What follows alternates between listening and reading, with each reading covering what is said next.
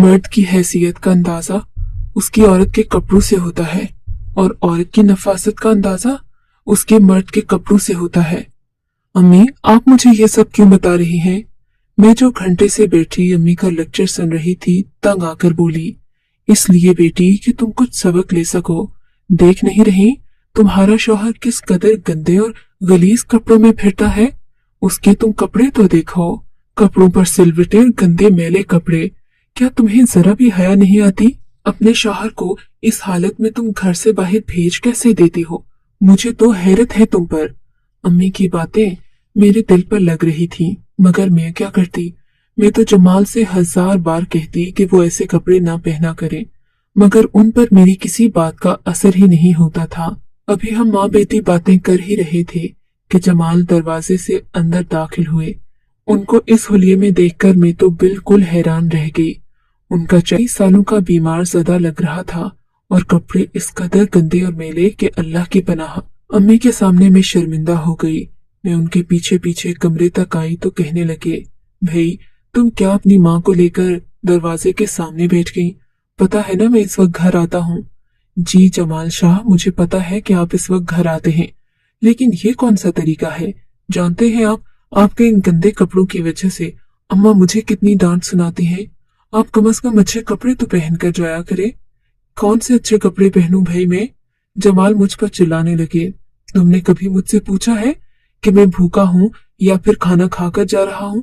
कपड़े तो बात की बात है। जमाल मुझ पर चिल्लाने लगे। मेरे दिल को अफसोस हुआ कि वाकई मैं अपने शौहर की तरफ से कुछ दिन से गाफिल हो गई थी। तभी शायद वो जिद में आकर ऐसे कपड़े पहनते हैं जिनसे मेरा नाम खराब हो। मैंने उस दिन से तहैया कर लिया कि अपने शौहर का पूरा पूरा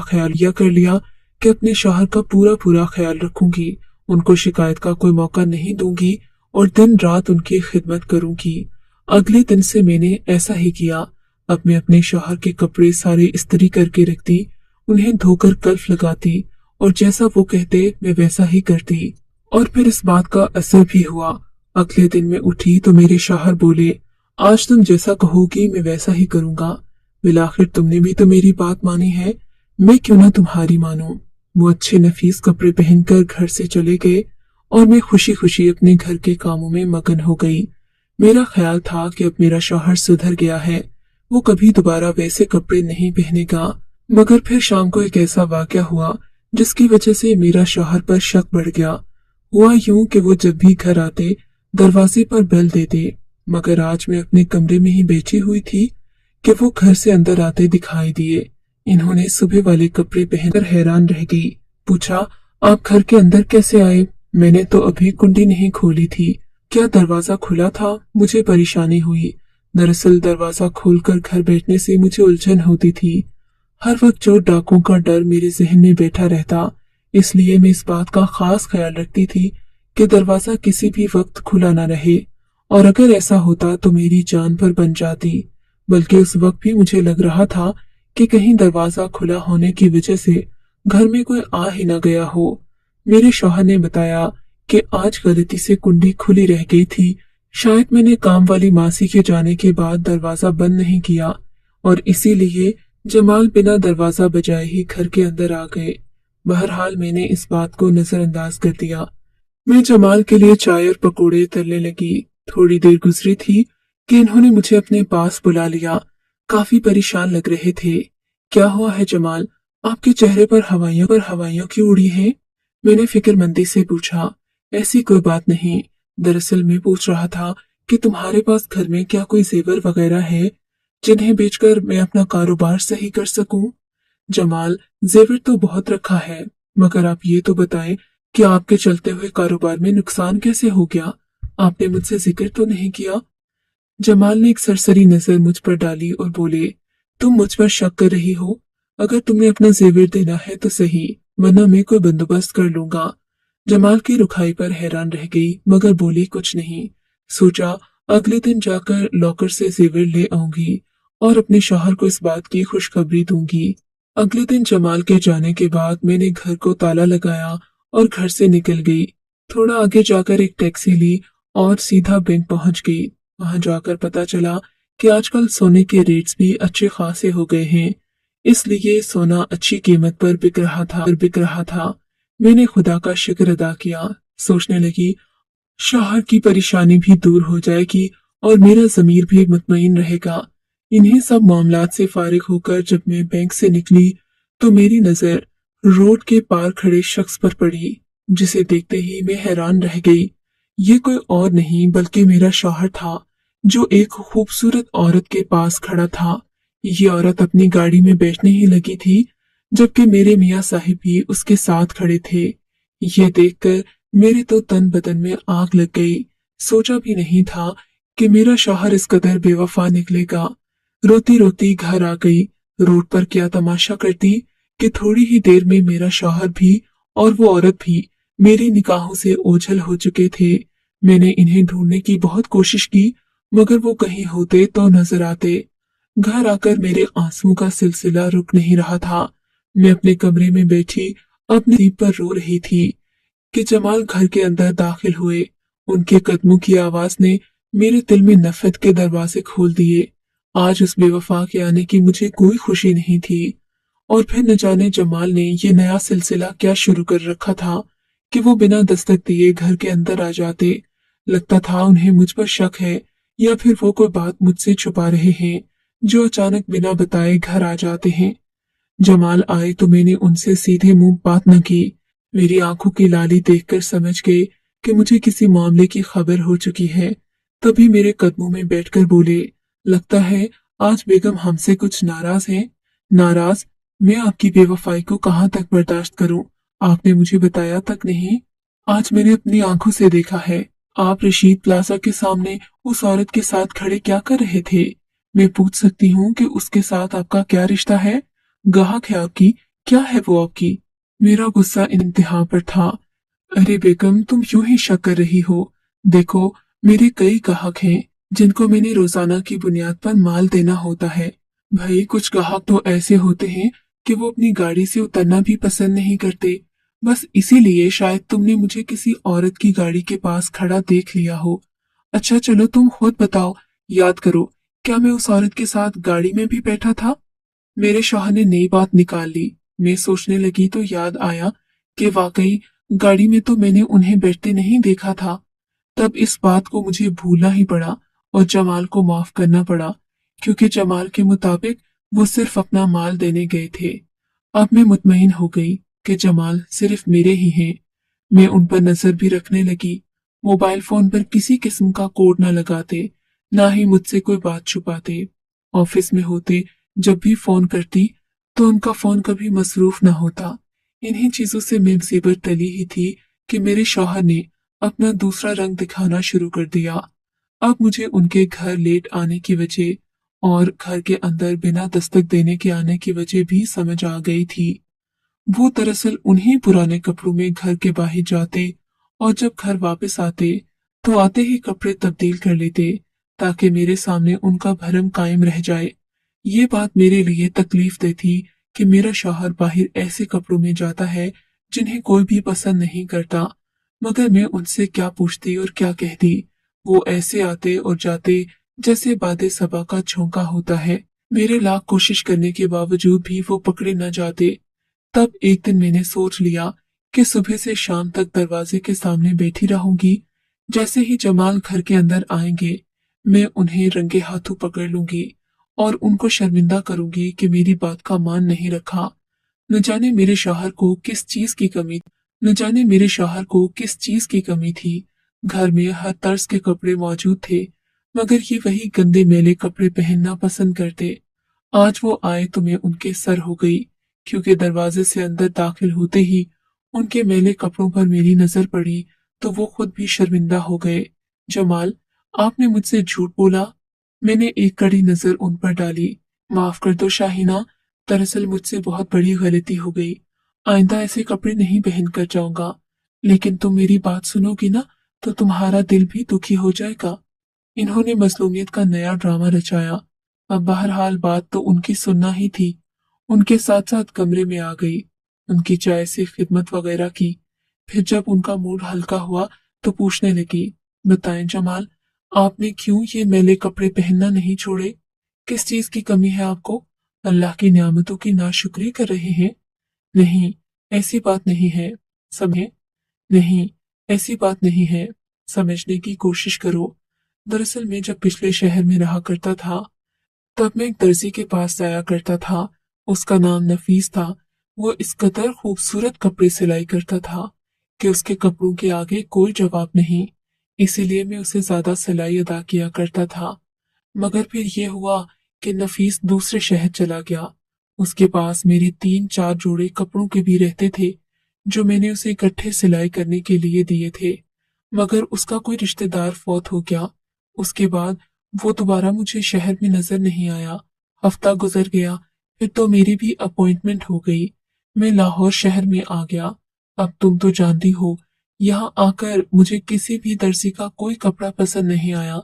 बस एक नफीस ही था जो मेरे मनपसंद कपड़े सिलाई करता था। इसीलिए बार बार यही कपड़े धोता हूँ और यही वापस पहन लेता हूँ।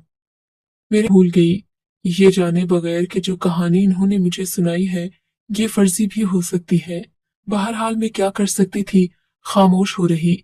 मगर मैंने दिल ही दिल में ठान ली कि अब नफीस दर्जी वाले से जरूर कपड़े सिलवा कर लाऊंगी और अपने शौहर को दूंगी, ताकि उनका ये बहाना तो खत्म हो कि उनके पास अच्छे दर्जी के कपड़े नहीं हैं। मैंने उनके फोन नंबर्स में ढूंढना शुरू किया, डायरी सारी खंगाल डाली। पता चला कि नफीस दुकानदार का भी कपड़ों का पूरा कारोबार है। मैंने उनकी डायरी से नंबर नोट कर लिया। नफीस दर्जी से बात की तो उसने बताया कि वो आजकल भी शहर में होता है। हाँ, उसके कुछ अजीज व अकारिब की वफात हो गई थी। उसके बाद वो अपने ग्राहकों से राब्ता नहीं कर पाया। हंगामे ऐसे थे कि फोन भी गुम हो गया। सो किसी के पास उसका नंबर तो था नहीं। वो खुद भी किसी से राब्ता नहीं कर सका। नफीस दर्जी की बात सुनकर मुझे कुछ कुछ अपने शौहर की बात में दम महसूस हुआ।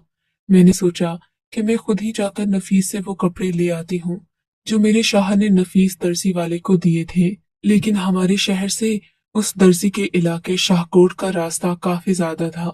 तकरीबन 2-3 घंटे तो मुझे लग ही जाते। अब मैं अपने शौहर के लिए क्या क्या करती।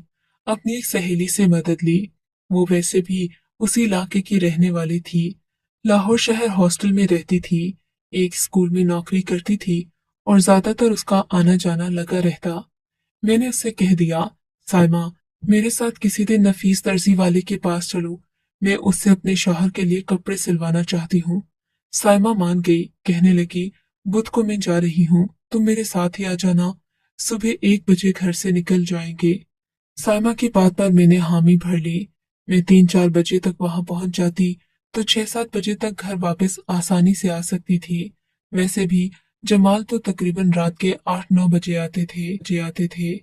मैं अगले दिन साइमा के साथ शाहकोट रवाना हो गई। वहां जाकर मालूम हुआ कि नफीस दर्जी के पास वाकई मेरे शौहर के 3 जोड़े रखे हैं। मैंने जल्दी जल्दी वो जोड़े लिए, उनकी सलाई अदा की और गाड़ी में बैठी भागम भाग अपने घर पहुंची। मेरे शौहर उस वक्त तक अभी ऑफिस से नहीं आए थे।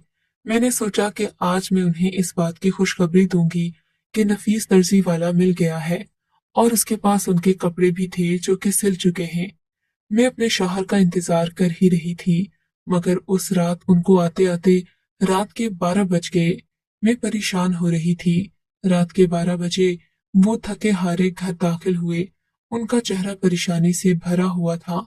कपड़े वही थे जो मेरे बार बार मना करने के बावजूद वो तब्दील नहीं करते थे। उनकी परेशानी देखकर मैं अपनी खबर बताना भूल गई। क्या हुआ? आप इतने मुरझाए हुए क्यों हैं? क्यों हैं? कोई परेशानी है तो बताएं। नहीं, कोई बात नहीं, जमाल ने कहा और करवट बदल कर सो गए। मैंने सोचा कि उनको कपड़ों की खबर कल ही दूंगी। अगली सुबह मेरी आंख जल्द ही खुल गई। उस वक्त जमाल ऑफिस के लिए तैयार हो रहे थे। मैंने उन्हें रोक लिया और बताया कि मैं उनके लिए नफीस दर्जी वाले से उनके तीनों सूट ले आई हूँ। मेरी बात सुनकर वो खुश हो गए, मगर कहने लगे कि इस वक्त ये नए कपड़े पहनकर न जा सकूंगा। मेरा ख्याल था कि पहला दिन है, शायद इन्होंने ध्यान नहीं किया। मगर पूरा एक हफ्ता गुजर गया, मेरे शौहर ने वो कपड़े नहीं पहने जो मैं उनके दर्जी नफीस से ही सिलवा कर लाई थी। अब मुझे बहुत दुख भी हुआ और परेशानी भी कि आखिर मेरे लाए हुए इतने खूबसूरत कपड़े मेरे शौहर ने 1 मिनट में रद्द कर दिए। जबकि मैंने उनकी सिलाई भी अपने रुपयों से अदा की थी। खैर, अब क्या हो सकता था। खैर, इसी बात पर खुश थी कि अब शहर के पास गंदे मैले कपड़े पहनने का कोई बहाना नहीं रहा। मगर ये तो सिर्फ एक खुशफहमी थी। जमाल रोजाना मुझसे चोरी छुपे वही कपड़े पहनकर घर से बाहर निकलते, और घर आते वक्त तो इन्होंने यही कपड़े पहन रखे होते। मुझे सबसे बहुत उलझन थी। मैंने सोच लिया कि अब मैं जमाल के पीछे जाऊंगी, उनके कारोबार की हर हर खबर लूंगी और देखूंगी कि वो कहाँ जाते हैं। अगले दिन जैसे ही जमाल घर से निकले, उनके पीछे पीछे मैं भी घर से निकल गई। काफी दूर जाने के बाद मैंने देखा जमाल एक मोड़ मुड़ रहे थे, जिससे आगे सड़क वीरान होती थी। यहाँ पर मैंने इससे पहले कभी किसी को जाते नहीं देखा था। ये एक ऐसी सड़क थी जो कुछ खौफनाक वाकयात की वजह से सालों पहले बंद कर दी गई थी। यहाँ पर एक्सीडेंट भी बहुत ज्यादा होते थे। लोगों का ख्याल था कि ये एक आसेबी रोड है, इसी वजह से इस रोड को मुकम्मल तौर पर बंद कर दिया गया था। इस बेनामी रोड को तकरीबन बंद कर दिया गया था। तभी मैंने देखा एक काले रंग की गाड़ी आई और मेरे शौहर उस गाड़ी में बैठकर चले गए। मैं तो बस मुंह देखती रह गई कि कब पीछे मुड़ेंगे, लेकिन गाड़ी आगे की जानिब ही चलती गई।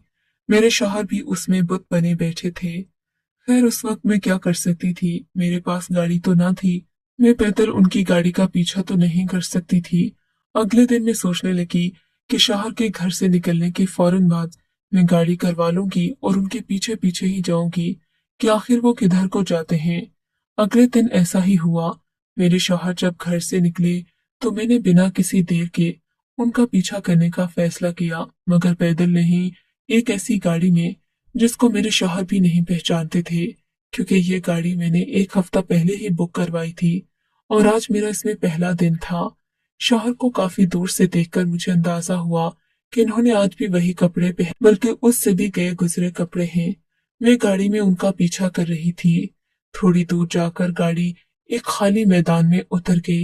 इन्होंने जमाल को भी गाड़ी से उतारा और उस जगह के दरवाजे को बंद कर दिया।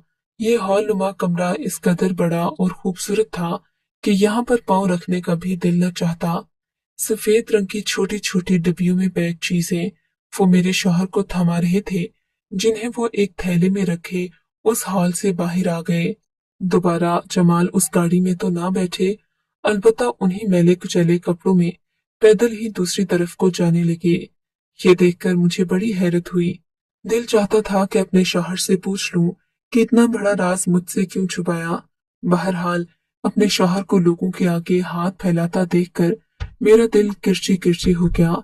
घर आकर मैंने फैसला कर लिया कि जमाल से इस बारे में वाज़ेह बात करके रहूंगी। घर आकर काफी गर्मा गर्म बहस होने पर भी मुझे ये न बताया कि वो काम क्या करते हैं। तब मैंने खामोशी से ये बात अपने वालिद को बताई।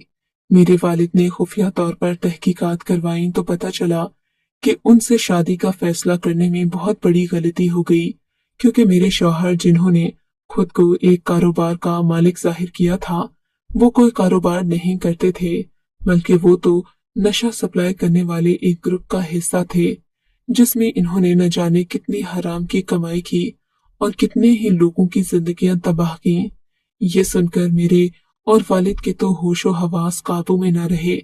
मैंने अपने शौहर को खूब सुनाई और कहा कि मैं आज ही उनसे अलहदगी लेना चाहती हूँ।